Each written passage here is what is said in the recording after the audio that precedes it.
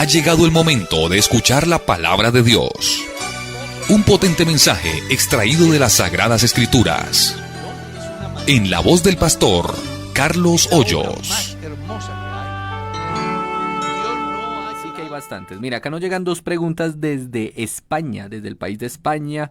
Nos dicen así. La primera, ¿podría, pastor, explicarme de manera clara Mateo capítulo 11, verso número 12? En la actualidad, ¿a qué podría referirse esa violencia que sufre el reino de los cielos? San Mateo 11, 12. Bueno. Desde los días de Juan el Bautista Sí. hasta ahora, el reino de los cielos sufre violencia y los violentos lo arrebatan. Bueno, lo que se está refiriendo el escritor consagrado es que el cristiano no puede estar a la defensiva, sino a la ofensiva. Ese cristiano que se duerme en los laureles porque es cristiano y espera el ataque del enemigo, pues lo más seguro es que va a ser derrotado. Hablando en el lenguaje del deporte, dice que la mejor defensa Es el ataque. es el ataque. Entonces, cuando yo soy cristiano, no debo de esperar que el enemigo me ataque para yo defenderme. Debo de atacar al enemigo, que eso es lo que enseña la Biblia. Someteos pues a Dios, resistid al diablo y él huirá de vosotros. Entonces, el texto a lo que se refiere es que la violencia no debemos de esperarla del enemigo para tratar de defendernos, sino que antes que el enemigo ataque, nosotros debemos de ir con un ataque fuerte en oración, en santificación, en vida devocional, de tal manera que cuando venga la adversidad se encuentre con un enorme muralla que le impida hacernos daño. Amén. Y la segunda pregunta es, si no se conoce con certeza el autor de la carta a los hebreos, ¿por qué este libro está incluido en la Biblia? Lo que pasa es que ese es un caso muy particular y pues, a ver, se piensa, hay varias maneras de ver el libro. Unos dicen que por la elocuencia fue escrito por Apolos. Otros dicen que por el texto y el conocimiento de lo que es la ley y la gracia fue escrito por Pablo. Aparece como un anónimo. Aquí lo más importante de todo es que es dirigido a la iglesia que sufre la persecución después de la muerte de Esteban y que su contenido está muy relacionado con la doctrina que manejaba el apóstol Pablo. Está ahí porque los que tuvieron la oportunidad de encontrar los escritos, al analizarlo, vieron que definitivamente se ajustaba al pensamiento central de toda la Biblia y de una manera particular de la persona de Jesús en su oficio como rey, sacerdote y juez. En la forma como se expresa el escritor, Claro. muy similar a la de Pablo, ¿verdad? Claro. Por eso también. Por eso se le adjudica a Pablo. Muy bien. Lindo, hermano. Bueno, hermano Carlos, también nos preguntan, mi hermano, Dios lo bendiga, ¿puede un ministro de la IPUC hacer ceremonias de matrimonios a una pareja inconversa en un recinto particular? No puede hacer. Desde la reglamentación de la Iglesia Pentecostal Unida de Colombia, es prohibido a los pastores hacer ceremonias a personas que no sean convertidas. Si un pastor lo hiciera, es sujeto a llamado de atención, a disciplina e inclusive a destitución. Conozco un caso de un pastor que habiendo hecho uso del buen retiro, teniendo todos los derechos de un pastor, un día se le ocurrió hacer una ceremonia a unas personas que no eran de alguna manera acorde a nuestros principios y eso le costó la pérdida de la investidura. No se puede. Si uno de los dos es creyente. No se puede. No se puede. Y aprovecho para decirle a los pastores, Sí, señor. porque es que a veces uno es muy flexible. Sí. Era pastor yo en el Valle del Cauca por ahí en el año de 1981, 82. Y se ha casado una niña de la iglesia con un hermano, pues de la iglesia. Pero ellos tienen familia que no es tan buena, ¿no? Que tienen ciertos problemas muy serios. Y se quedaron encantados de la ceremonia, de cómo los cristianos oficiamos las ceremonias. Terminada la ceremonia, se me acercó un señor y me ha dicho, ¿cuánto me cobra por hacerme la ceremonia a mi hija? Él estaba dispuesto a pagar porque él pues era un hombre muy, muy rico. Sus dineros pues no venían de muy buena procedencia. Y en esos años. Imagínate, entonces yo le dije, no señor, la ceremonia para su hija no vale nada. Me dijo, ¿verdad? Y le dije, no, nosotros no cobramos por una ceremonia. Lo que pasa es que para su hija acceder a esa bendición, usted y sobre todo ella y el novio deben de ser convertidos al Evangelio. ¿Y cómo es eso? Bueno, arrepentirse de sus pecados, bautizarse en el nombre de Jesucristo. Aproveché para hablarles del Evangelio.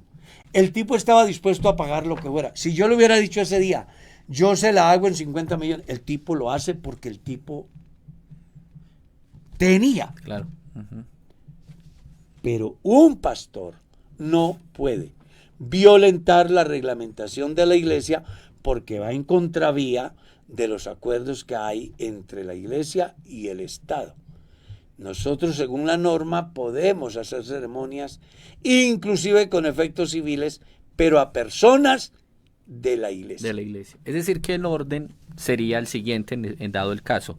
Está la pareja de personas inconversas. Van y se casan por la notaría. Vienen al pastor, se bautizan en el nombre de Jesús los dos. Y después se puede hacer la ceremonia religiosa. Porque Claro, ya son hermanos. pero no simplemente porque vayan y se casen. No. Aquí primero hay que tener un encuentro personal con Dios. Claro. Sí, porque alguien puede sí, claro, hacerlo como un formalismo. claro, para que lo puedan hacer. Eso. Exacto, Y la sí. iglesia tampoco se presta para Ok. eso. No. Hay que vivir el proceso, el curso Hay que- prebautismal, exactamente. mostrar que es verdaderamente entendió, se Exactamente. arrepintió. Eso. Muy bien. Debe sí, dar sí. frutos. Debe dar fruto. Exactamente. Muy bien, hermano Carlos. Perfecto. Otra pregunta. Dios los bendiga. Los saludos del distrito 18, dice aquí el hermano. Tengo una pregunta. Si un hermano se aparta de la iglesia, ¿se le puede seguir llamando hermano? Según el libro de Santiago, capítulo 5, el verso 20, dice que si alguno hace volver al pecador del error a su camino, salvará un alma de muerte y cubrirá multitud de pecados. Pablo, escribiendo en la carta a los Gálatas en el capítulo 6, dice, hermanos, si algún hermano fuere sorprendido en alguna falta, vosotros que sois espirituales, restauradle con espíritu de mansedumbre, considerándote a ti mismo, no sea que tú también salgas tentado. Entonces, es muy importante tener en cuenta la parábola de el hijo pródigo. ¿El hijo pródigo dejó de ser hijo? No. ¿Dejó de tener padre? No. ¿Dejó de tener hermano? No. No. Cuando una persona crea el Evangelio de Jesús, por el hecho de participar de la naturaleza divina a través del santo bautismo, unido al cielo por el bautismo, si algún día aquella persona por alguna circunstancia tiene un tropiezo y cae en pecado, él sigue siendo nuestro hermano. La diferencia que hay aquí es, si éste toma la decisión de apartarse definitivamente y no volver, es una cosa. O si se apartó y vuelve en sí como el hijo pródigo, pues todos sus derechos le son restituidos. Entonces, si una persona se apartó y nunca volvió a la iglesia, pues no es hermano. Claro, hasta habló mal de la iglesia. Claro, no es hermano. Es más, la Biblia dice que se aparten de alguno que llamándose hermano Exacto. viviera en fornicación, ¿no? Sí, eso dice. Pero si ese hermano que se fue y un día cualquiera regresa, él sigue siendo nuestro hermano. Y que también sirva esta la oportunidad de decir a la iglesia que recibamos con gozo y alegría al A hermano los que regresa. hermanos que regresan. Claro. ¿Por qué? Porque, bueno, algunos se van por falta de conocimiento, otros se van con conocimiento y sin que nadie los busque, regresan. Y ahí es donde debe estar el amor del creyente Sí. para restaurar. Así es, hermano Carlos. Muy bien, nos preguntan, pastor, ¿por qué bautizamos en el nombre de Jesús? Bueno, con respecto, ahí sí que hay mucho que decir. Eso también es. Pastor, voy a aprovechar la Eso. ocasión, porque aquí sí hay que decir. Lo primero, quiero hablarles de que según Dios hay un solo bautismo, ¿no? Sí. Eso es lo que dice Efesios 4, ¿cierto? Ujú. Un Señor, una fe. una fe Un y un bautismo. bautismo. Eso me da pie para responder a quienes preguntan, yo fui bautizado en A, yo fui bautizado en B y en C y de ahí para allá. Pues si no se bautizó como dice la Escritura, no está No bautizado. está bautizado. Pero aprovecho para tratar de ilustrar a las personas acerca de la diversidad de bautismos que hay y las connotaciones que tienen dentro de sus diferentes comunidades. Entonces, hay el bautismo de infantes, niños. Sí. Lo practica la Iglesia Católica bajo 2 o 3 premuras, eso Sí. se puede decir. Una, para ponerle el nombre. 2, para quitarle el pecado original. Y 3, para que hereden la bendición de los padres, según la suma teológica de Tomás de Aquino. Más no porque tenga un fundamento bíblico. Por eso, estamos hablando de, de los diferentes bautismos, que entre otras cosas, pues carecen de fundamento bíblico, Ok. porque el bautismo solo debe de suministrarse en las personas que entienden que son pecadores, que en consecuencia se arrepienten y son discipulados y luego ellos mismos toman la decisión de bautizarse. El proceso que yo como pastor y usted como pastor en Sí. su iglesia hace es que una persona dice, pastor, yo quiero que me bautice. Ah, con mucho gusto. Tal día comienzan las clases prebautismales. Hay un lapso de tiempo y después de ese tiempo se tiene la última charla donde se le dice al candidato, ha pasado un tiempo y usted ha venido siendo instruido. Pero si aún hoy no se siente seguro, no se preocupe. Yo he devuelto personas del bautisterio porque al preguntarles, ¿están conscientes y además seguros de lo que van a hacer? He escuchado respuestas como, no hermano, no estoy seguro. Entonces yo le he dicho, no se bautice. Porque el asunto no es mojar a nadie. El asunto es que el que se bautice lo haga convencido. Y ahí el por qué se dan las clases prebautismales. ¿Está claro? Sí. Esas clases, no faltará el que diga, bueno, pero si alguien está deseoso y se quiere bautizar es ya, y dice que él ya entendió que no necesita esa clase, ese curso. Hay excepciones. Exacto. Toda regla tiene su excepción. Yo estaba en una iglesia y después de la escuela dominical habían bautismos. Hay una fila de personas que han sido discipulados y entre ellos aparece una mujer que en esa escuela dominical había tomado la decisión, diciendo que se quería bautizar. Buscamos por todos los medios persuadirla para que no se bautizara hasta que recibiera El curso, la información necesaria y pudiera tomar una decisión a conciencia.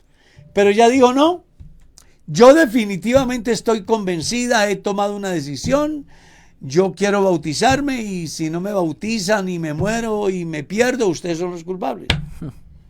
Pues entonces la bautizamos. Esa mujer evangelizó a toda su familia y se convirtieron al Señor. Y durmió en el Señor. La tenía clara. Ella estaba convencida, había creído de todo corazón. Pero el proceso normal es discipular, según lo que dice. Según lo que dice. Entonces está el bautismo de niños. Eso. Que ya se dan cuenta por qué lo hacen los católicos. ¿Ya?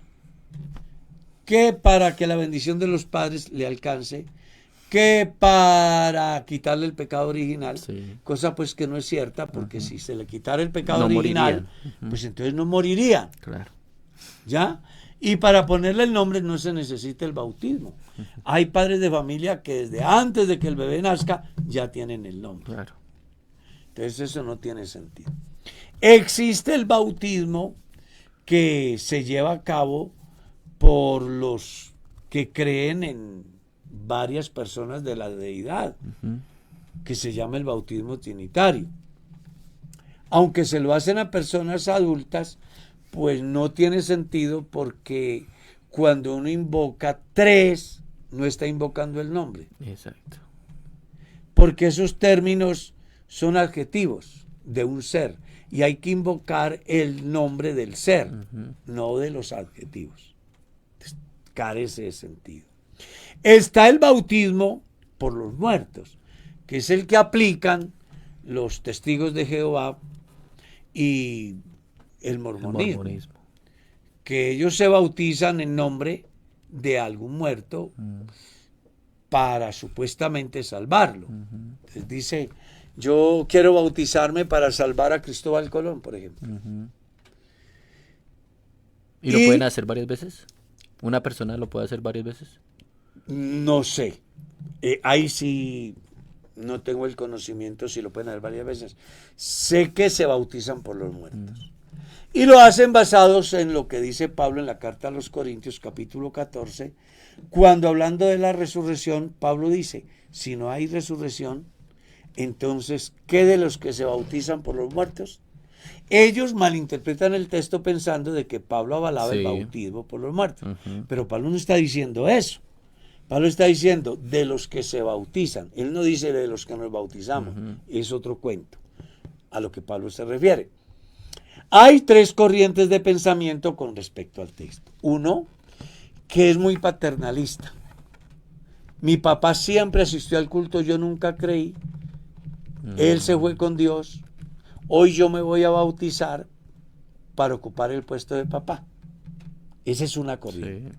La otra corriente es, Julano se murió sin Dios, yo me voy a bautizar para que él sea salvo, que es el pensamiento mormón. ¿Sí? Sí. Y la otra corriente, que es la más ajustada a la realidad, es la que uno puede comparar con los textos, como la versión 1960 y la del lenguaje actual, donde usted encuentra que en la versión 1960 dice, y entonces, ¿qué pasa con los que se bautizan por los muertos? El lenguaje actual le amplía a usted el conocimiento porque dice, si no hay resurrección de muertos, ¿para qué me bautizo? Se llega a entender por vía exegética de que el texto tiene un error de edición y que se debió de escribir si la razón del bautismo es la salvación por la resurrección de Cristo. ¿Para qué me bautizo si no hay resurrección? ¿Está claro? Sí. Que es como el pensamiento más ajustado a la realidad de lo que es el cristianismo. Los cristianos nos bautizamos porque hay resurrección. Si no hay resurrección, comamos y bebamos que mañana moriremos. ¿Está claro? Sí. Luego viene el bautismo bíblico. ¿Qué decir primero antes de ese, hermano Carlos, del bautismo que mencionan acerca del pueblo de Israel que cruzó el mar? Bueno, esa es una figura que Pablo toma en el capítulo 10 de la primera carta a los Corintios, cuando dice, hermano, quiero que no ignores que todos cruzaron el mar y todos en Moisés fueron bautizados, haciendo alusión a una enseñanza que le transmite a los corintios para que no cometan los mismos errores que cometió el pueblo de Israel. Okay. Es algo muy, es decir, muy simbólico. Okay. Ya. Cuando hablamos del bautismo bíblico, estamos hablando del bautismo en el nombre de Jesús, que más o menos es la pregunta que están haciendo. Sí. ¿Por qué los pentecostales del nombre de Jesucristo bautizan en el nombre de Jesucristo? Bueno, lo hacemos porque tiene asidero bíblico. Primero, Jesús dijo, hagan discípulos bautizándolos en el nombre, singular. En el nombre. Ese texto, que lo han malinterpretado algunos movimientos cristianos, haciéndolo plural, la iglesia entiende que es un singular y que ese singular tiene un nombre que se llama Jesús. Lo hacemos no por vía exegética, sino por vía bíblica. Hechos 2:38 dice que cuando Pedro predica ese gran sermón, mucha gente cree y entonces vienen pidiendo luz. Sí, ¿qué hacer? ¿Qué hacer? Y entonces Pedro les dice, arrepiéntase, luego tome la decisión cada uno de bautizarse en el nombre de Jesucristo para el perdón de los pecados y recibiréis el don del Espíritu Santo. O sea, el paquete va completo. ¿Sí? Se arrepiente porque conoce, se bautiza porque cree, y en razón a que cree, dice, sea lleno del Espíritu Santo. Luego ustedes van a encontrar en Hechos capítulo 8, dice que los hermanos en Samaria fueron bautizados en el nombre del Señor Jesús. Luego si lees Hechos capítulo 10, 44, dice que aconteció que mientras Pedro disertaba, el Espíritu Santo descendió sobre todos los que estaban allí reunidos. Y los fieles de la circuncisión que han venido con Pedro se quedaron atónitos de que también sobre los gentiles se derramara el don del Espíritu Santo, porque les escuchaban que hablaban en lenguas. Entonces dijo Pedro, ¿puede al caso alguno impedir el agua para que sean bautizados estos que han recibido el Espíritu Santo también como nosotros? Y mandó bautizarlos en el nombre del Señor Jesús. Y ahí se cae el pensamiento que dice que Pedro habló a la multitud, a los 3.000 en el nombre de Jesús, que porque eran judíos. Ah, ya. En cambio acá, sí, porque es otra corriente. Sí, otra corriente. A cambio acá está hablando a gentiles, y también les menciona el nombre de Jesús. Luego Pablo, hablando en el libro de los Hechos, capítulo 19, dice que mientras Apolos estaba en Corinto, Pablo, después de recorrer las regiones superiores, vino a Éfeso y hallando a ciertos discípulos les dijo, ustedes recibieron el Espíritu Santo cuando creyeron. Ellos dijeron, ni siquiera hemos oído sea Espíritu Santo. Dijo Pablo, ¿en qué pues fuisteis bautizados? Ellos dijeron, en el bautismo de Juan. Dijo Pablo, Juan bautizó con bautismo de arrepentimiento, diciendo que creyesen en aquel que vendría después de él, esto es Jesús el Cristo. Cuando oyeron esto, creyeron. Pablo los bautizó en el nombre del Señor Jesús. Impuso las manos sobre ellos y fueron llenos del Espíritu Santo. Luego en la carta a los Romanos, capítulo 6, Pablo escribe, somos sepultados con Cristo Jesús para muerte. Amén. Luego en la carta a los Gálatas, capítulo 3, verso 27, dice, todos los que habéis sido bautizados en Cristo Jesús, de él estáis revestidos. En la Biblia no aparece un solo texto de una persona que haya sido bautizada en la fórmula dualista o trinitaria. Todos fueron bautizados.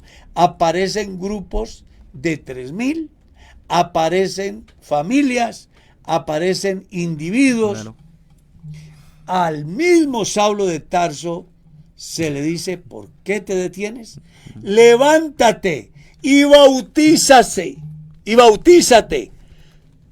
en su nombre confesando sus pecados.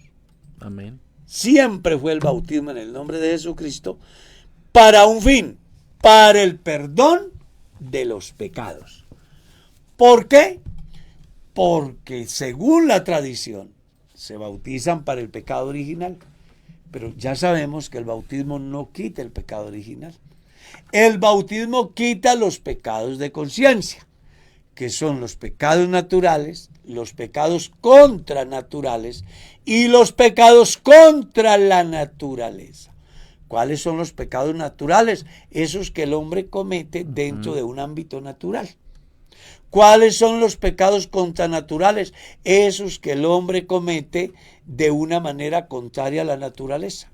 Por ejemplo, dejar el uso de la mujer para tener sexo con otro hombre. O dejar el uso de la mujer, del hombre para tener uso con otra mujer.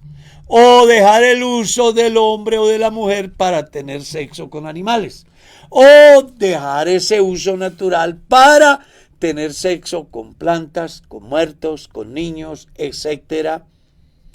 Entre ellos inclusive virtuales. ¿Está claro? Para eso es que sirve el bautismo en el nombre de Jesucristo. Para esos pecados de conciencia que yo comienzo a cometer cuando mi personalidad se desarrolla y entonces descubro quién soy yo, qué quiero, para dónde voy. Para eso es el bautismo. Son preguntas, queridos oyentes, que usted entenderá, pues son muy amplias las respuestas. No, claro, muy aquí amplias. nos podemos quedar hablando. Claro, pero como pudo ver, nos bautizamos en el nombre de Jesús o bautizamos en el nombre de Jesús porque está en la Biblia, porque es 100% bíblico. Ahí está. Y la idea de la iglesia es siempre creer como dice la Escritura. Muy bien. Mire, llega una pregunta, hermano Carlos, de un oyente que dice que es divorciado. Dice, soy divorciado. Pero me surge un inconveniente. Resulta que en la iglesia hay hermanas solteras y se escuchan comentarios que con un divorciado no se casarán. ¿Qué debo hacer al respecto, ya que yo necesito una compañera cristiana? Mujeres del mundo se me ofrecen mucho, pero yo le hago caso a la palabra de Dios, donde dice que no me debo unir en yugo desigual. ¿Qué hago, pastor? Bueno, lo que debe de hacer es reunir los requisitos que la iglesia le demanda para que así se quite el prejuicio. Entonces, ¿qué es lo que usted tiene que hacer? Hacer su trámite ante el tribunal eclesiástico para que ellos emitan un concepto y si el concepto le sale favorable, usted tendrá la franqueza para hablar con la muchacha y decirle, vea, yo soy divorciado, pero según el tribunal eclesiástico, mi problema no es mi problema, fue por causa del problema de ella y en consecuencia la iglesia me avala que me vuelva a enamorar y me vuelva a casar. Ahora que las mujeres de la comunidad dicen que no se casan con un divorciado, si usted tiene todo en regla, no se preocupe, que hay 5,000 congregaciones en Colombia y en cualquiera de ellas puede encontrar a alguien que le ame, que le valore, pero le doy un consejo adicional. Sepa elegir. Sí. Conozca la familia de donde viene la niña para que su próximo matrimonio lo dé seguro y no vaya a caer en la misma situación.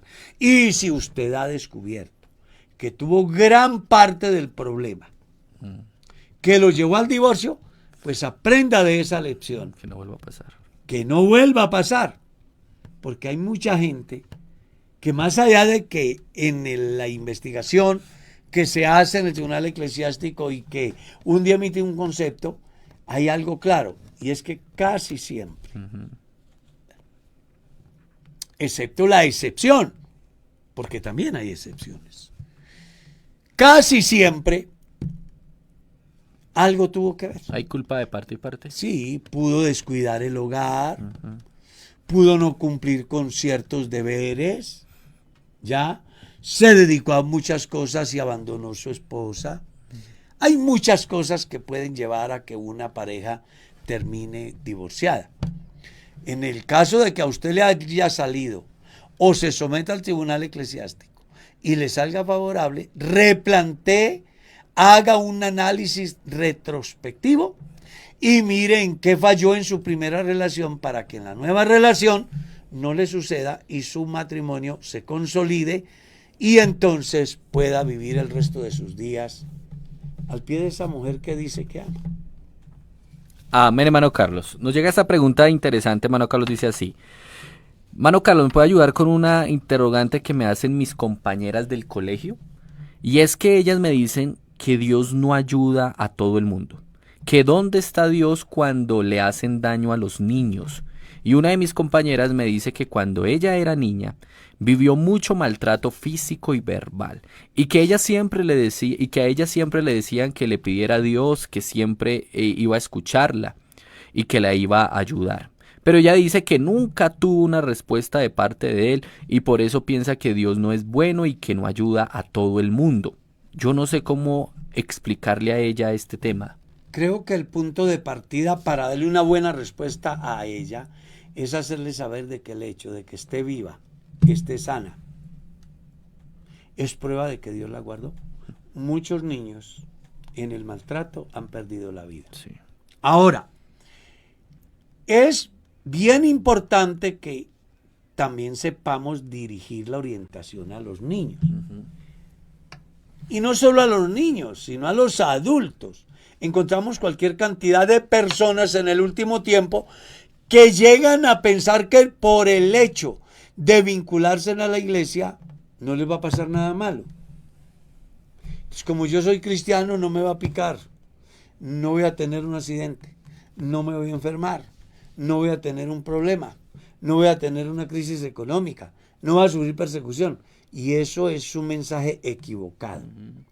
El hecho de que usted crea el evangelio para nada lo inmuniza acerca del desarrollo normal en medio de una sociedad, donde tenemos que disfrutar del frío y del calor, de la abundancia y de la escasez, de la salud, de la enfermedad, del amor, del desamor, de la tristeza, de la alegría, de la vida y de la muerte. A la gente lo que debe de enseñárseles es que ser cristiano trae beneficios al hombre que no solamente tienen que ver con la estadía sobre la faz de la tierra, sino con la eternidad. Yo no soy cristiano para no enfermarme. Yo soy cristiano para ser salvo. Si siendo salvo Dios me sana, aleluya. Pero si siendo salvo me enfermo y me muero, aleluya. Porque al final, Pablo dijo, para mí el vivir es Cristo. El morirme es ganancia. Porque sea que viva o sea que muera, somos del Señor. Entonces hay que comenzar a enseñarle a los niños que en una sociedad corrompida cualquier cosa puede pasar y ahí no puedes culpar a Dios. Porque Dios ha dejado al hombre al libre albedrío. Debe de generársele conciencia al niño de que las malas acciones de los adultos con los menores, un día no lejano, si la justicia terrenal no hace justicia, hay un ser supremo que se llama Dios que hará justicia.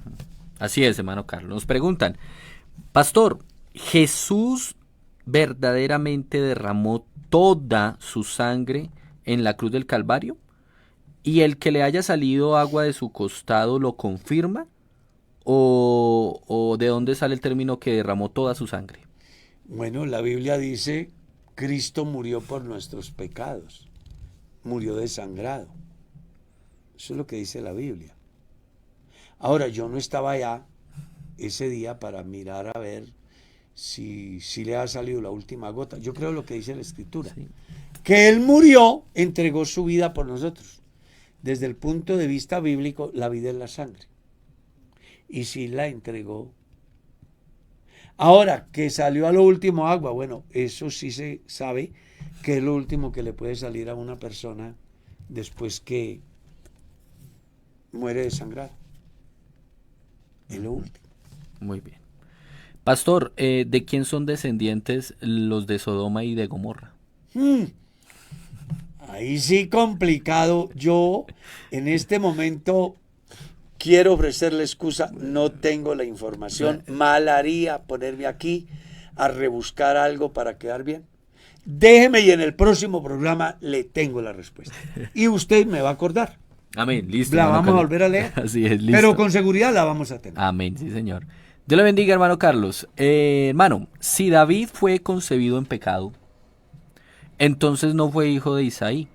¿Por qué entonces en San Mateo 1:6 en la genealogía dice que Isaí engendró al rey David? No entiendo. Bueno, puede ser que fue engendrado en la vecina, ¿no? Ok. Es que no solamente tiene que ver con... No, porque cuando la Biblia dice, he aquí en maldad he sido formado, dice David, Sí. y en pecado me concibió mi madre. Puede ser que Isaí tuvo por ahí una descarriadita. Un cuentico. Pero Isaías De sí es ser el así. papá. Ujú. Espero que le quede claro. Sí, así es.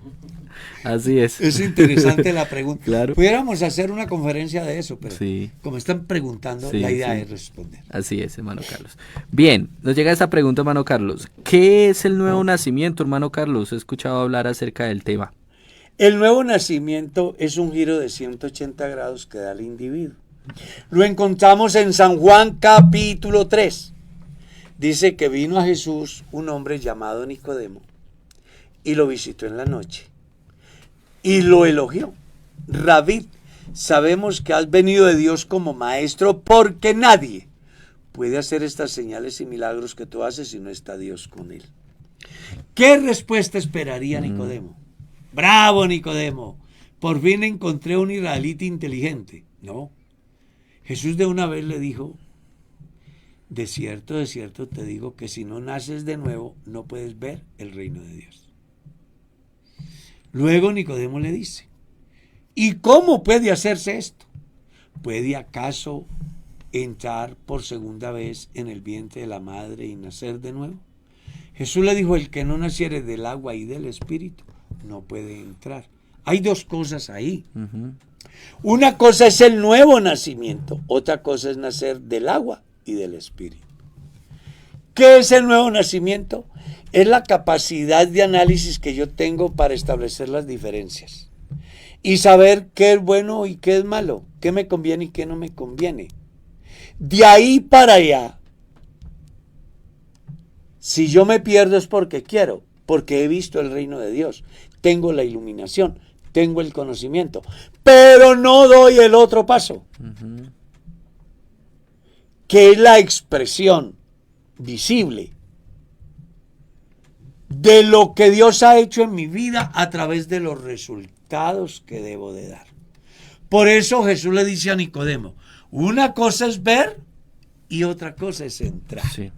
No es lo mismo Moisés mirando la tierra prometida que Caleb y Josué entrando a la tierra prometida. No es lo mismo que usted tenga conocimiento de que Dios es único, que el evangelio es la verdad, que fuera del evangelio no hay salvación, a que usted, aparte de tener esa información, ponga en práctica ese conocimiento que tiene. Claro, no está haciendo nada. Por eso Jesús estableció eso. Le habló de las dos cosas. Una cosa es nacer de nuevo, tengo una información, un conocimiento. Otra cosa es la práctica real, los resultados, el fruto. Tenemos mucha gente en las iglesias que conocen que el evangelio es la verdad, pero no la obedecen. Entonces esa gente ve, pero no entra. Jesús dijo, yo soy la puerta. Algunos entrarán hasta la puerta, pero no la pasarán. Jesús dijo, esfuércelos a entrar. Sí. Porque muchos procurarán y ¿qué? Y no podrán. Se refiere a esa gente que conoce, que quiere, pero que se dejan llevar de sus propios deseos. Como Jesús dice en San Juan 3. Esta es la condenación, que la luz vino al mundo, pero los hombres amaron más las tinieblas que la luz. ¿Por qué?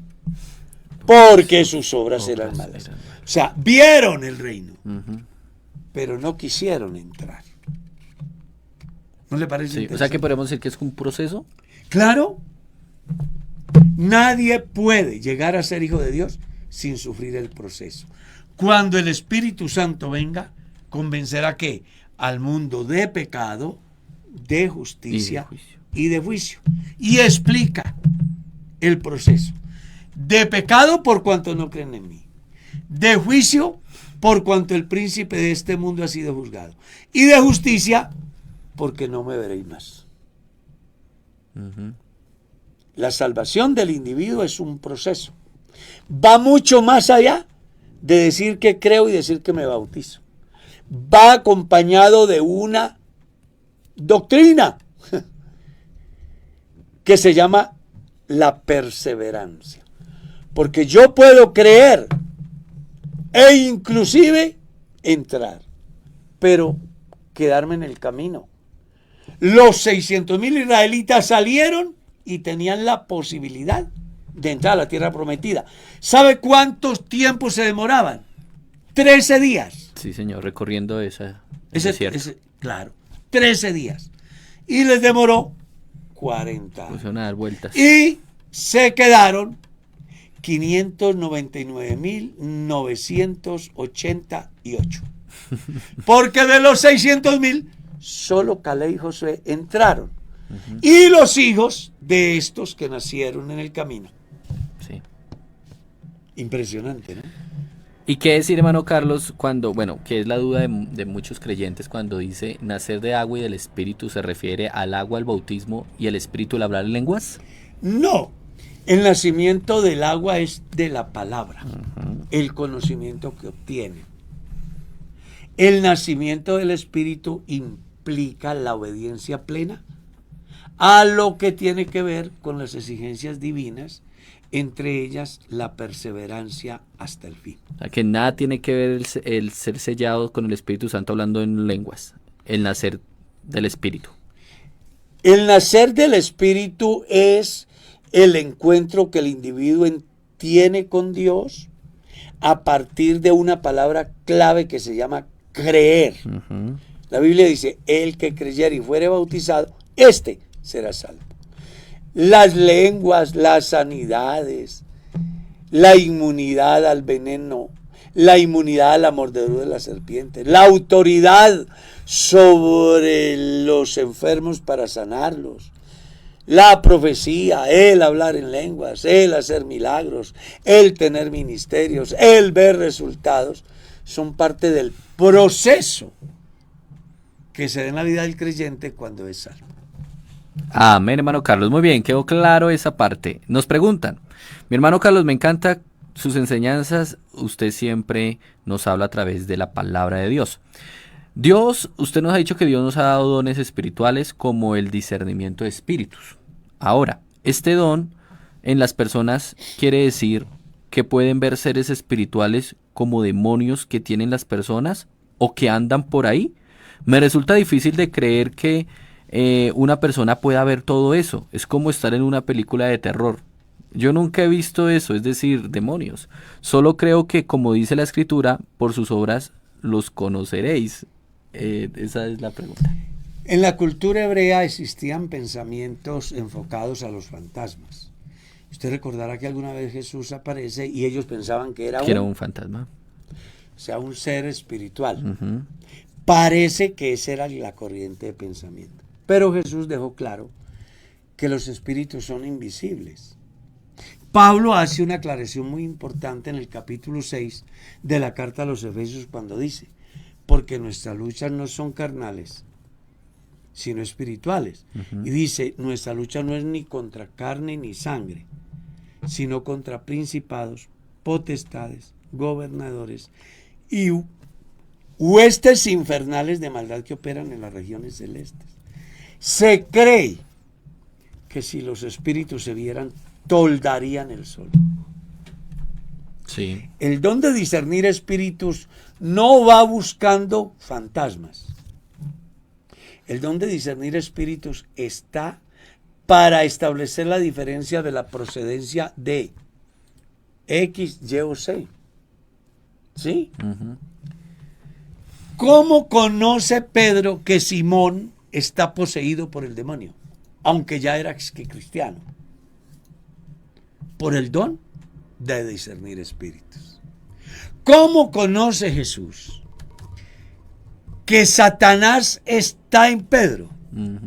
Por el don de discernir espíritus. No porque viera el demonio, sino porque la actitud de lo que se está dando, Jesús conoce la procedencia. ¿Ya? Entonces, el don de discernir espíritus es para establecer la procedencia. Por eso Juan dice, hijitos, probad los espíritus si son de Dios o no. No dice viéndolos. Es que viene uno con alitas y blanquito y una corona. No, es por los resultados. Entonces, ¿cómo discierno yo por el Espíritu que un espíritu no es de Dios? En el contexto de Juan, cuando ese espíritu me afirma de que Jesucristo es el verdadero Dios y la vida eterna, entonces entiendo de que viene de Dios. Pero si este me dice que no, entonces yo entiendo la procedencia. El espíritu me dice, venga, por ahí no es. No funciona el don de discernir espíritus para ver películas de terror en una cinta espiritual. Los que ven todo ese cuento, más bien pienso que están disvariando a la realidad. O sea, no tiene asidero bíblico. En la Biblia no aparece un solo texto que diga que los profetas, que los apóstoles, que la iglesia en el tiempo nuestro no se conoce ese fenómeno. El don de discernir espíritus tiene un fin y es conocer la procedencia del evento en el momento. Hay una sanidad que se acaba de dar, pero lo han hecho en el nombre de un ídolo. El Espíritu Santo me dice, eso no es de Dios. Ese espíritu de discernimiento lo tenía Pablo cuando ve a la mujer adivina. Que aunque le decía la verdad. Exacto. Porque ésta le decía la verdad. Sí. Pero él no vio el espíritu, sino que lo que él entendió es que esa mujer estaba hablando por un demonio. Exacto. O sea, un demonio estaba hablando a través de él. Y esa capacidad, aunque estaba diciendo la verdad. La verdad. Dice la Biblia que ante tanta insistencia de ella, un día le sacó la impaciencia a Pablo y se devuelve y lo reprende y el espíritu sale. Él descubre la procedencia del mensaje. No que fuera malo el mensaje, sino de dónde venía el mensaje. Venía. El don de discernimiento lo que me lleva es a establecer la diferencia de dónde viene lo que yo estoy escuchando o viendo. Los espíritus no se ven. Muy bien, hermano Carlos. Listo. Llega esta pregunta y dice, Pastor, Dios le bendiga. La Biblia dice, honra a padre y a madre. Pero también dice, dejará el hombre a su padre y a su madre, y los dos serán una sola carne. Pregunto, ¿no debería un hijo ya casado dejar de responder a este mandamiento de honra a nuestros padres, o no debe ni siquiera regalarles un mercado? Porque resulta que mi esposa no hace sino decirme esto todo el tiempo. Pero yo soy una persona que velo por mi familia, velo por mis padres aún después de casado. Pues yo quiero felicitarlo porque los padres serán padres toda la vida. Y el mandamiento es honrarlos. O sea, eso está bien.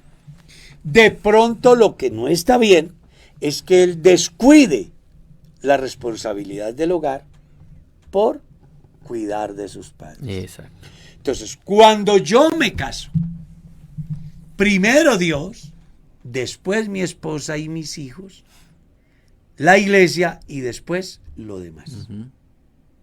¿Está claro?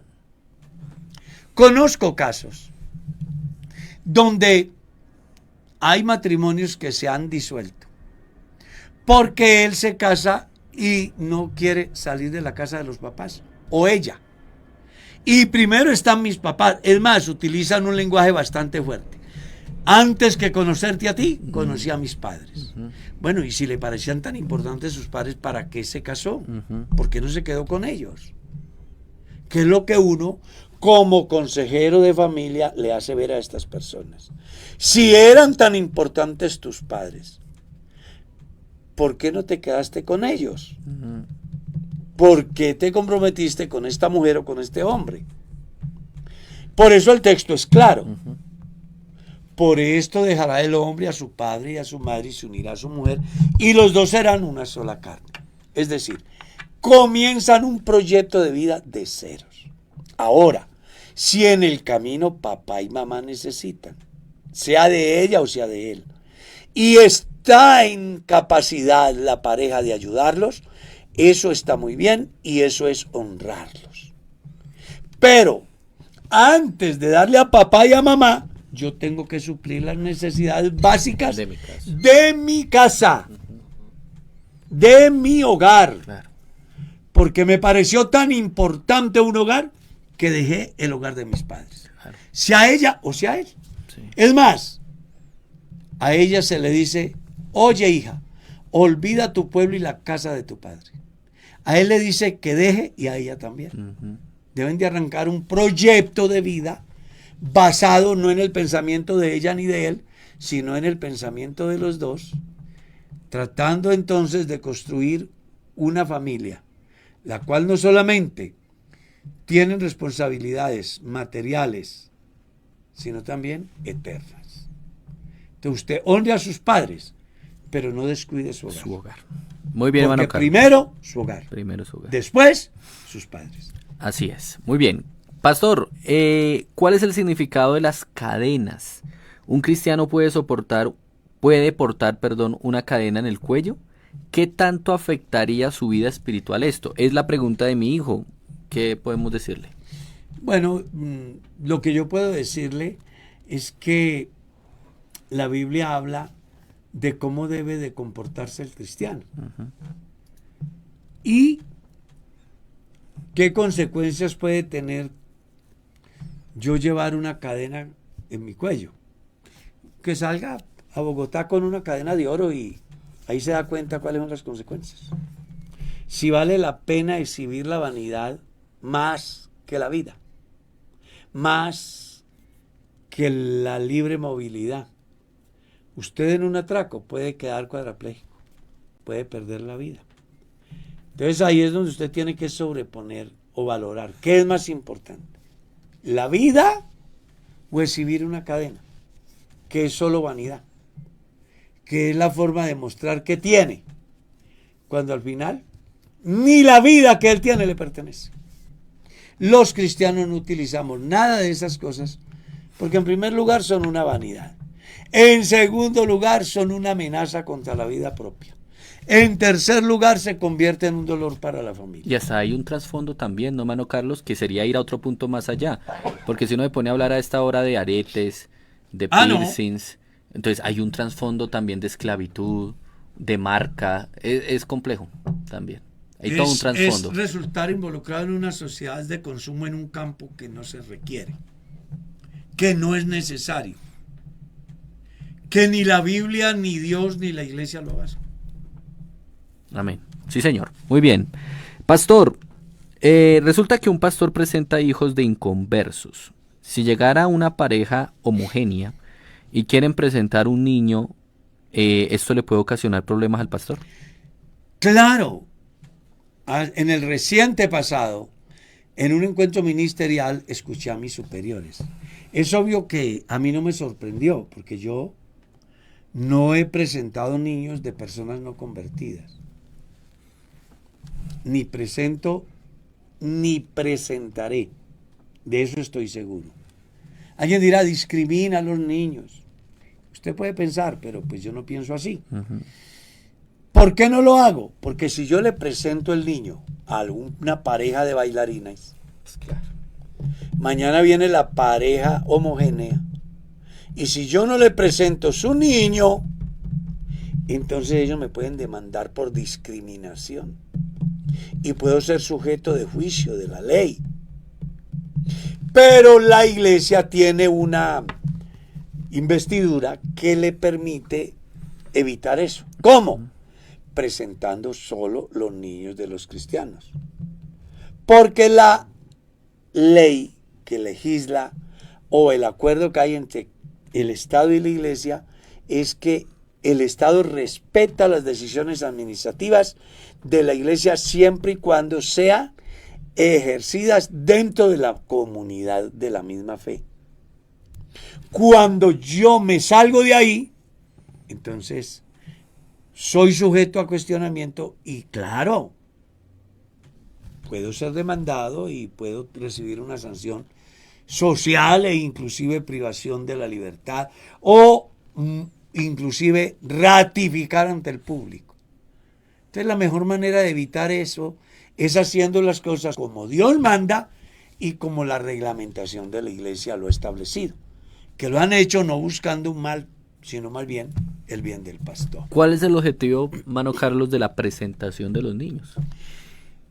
Eso es más una tradición que se desprende de la cultura hebrea, donde ellos presentaban sus hijos a Dios a los 8 días y les practicaban la circuncisión. Nosotros lo hacemos como una buena práctica, conscientes de que es la oportunidad de generarle conciencia a los padres de la responsabilidad que tienen con la crianza de sus hijos. Es más enfocado hacia los padres, ¿cierto? Claro, porque en ese momento es la oportunidad de enseñarle a los padres que no pueden convertirse en maltratadores ni en abusadores, que tienen que convertirse en verdaderos protectores de su hijo, en instructores que hagan de ese niño un bien para Dios, la sociedad y la iglesia. De ahí que presentar hijos de inconversos pues no tendría mucho No. sentido. No, porque uno no puede demandarle a una persona que no conoce a Dios Exacto. que haga algo que es competencia totalmente de los cristianos.